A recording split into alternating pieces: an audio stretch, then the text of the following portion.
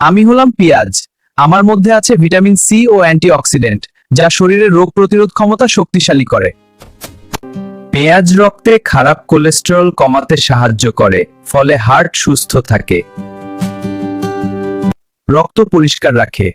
পেঁয়াজ রক্ত তরল রাখতে সাহায্য করে এবং রক্ত জমাট বাঁধা কমায়। হজম শক্তি বাড়ায়। পেঁয়াজে থাকা ফাইবার হজমে সহায়তা করে ও গ্যাসের সমস্যা কমায়। ডায়াবেটিস নিয়ন্ত্রণে সহায়ক। পেঁয়াজ রক্তে শর্করার মাত্রা নিয়ন্ত্রণে রাখতে সাহায্য করতে পারে।